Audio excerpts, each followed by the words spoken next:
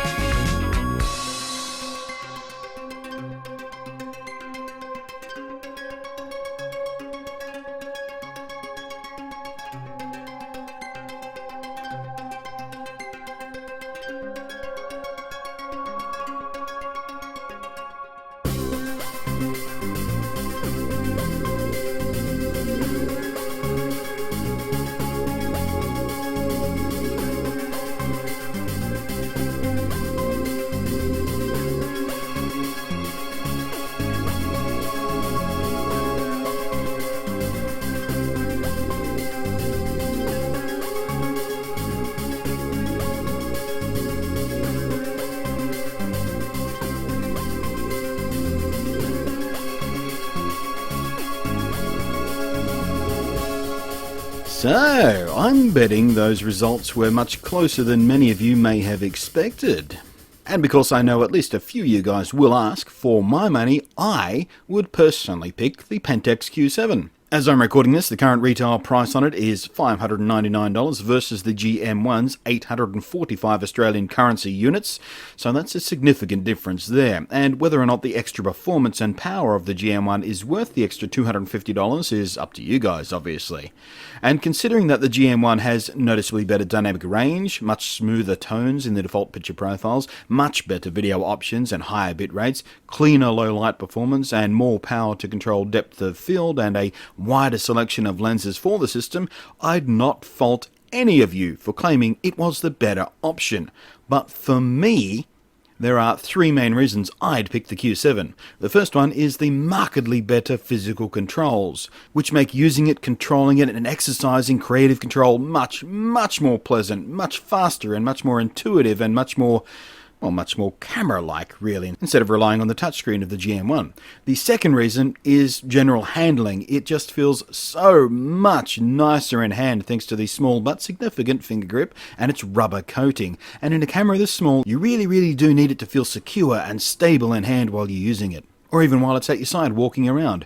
The final reason is the Q series is simply more fun to shoot with, and that's what I want from a camera this size. I'll shoot serious or mission critical stuff on a more significant camera. I've got a few to choose from in my collection, that's no problem, but the way the Q is designed, it encourages creativity, playtime, experimentation with filters and effects, and I just generally zen out and relax more. I have more fun shooting with the Q, and that's why I own a Pentax Q in the first place. Whenever I feel stressed or wound up, I will grab the Q, I will go into the world, and I will just have some playtime for me. I'll just shoot for me. And it's just such a lovely experience to use that camera. So, for those reasons, I'd pick the Q7 over the GM1, despite the GM1 being, on paper and I guess on screen, better in several significant ways that may make you make a different decision. Let me know in the comments which way you'd go and why.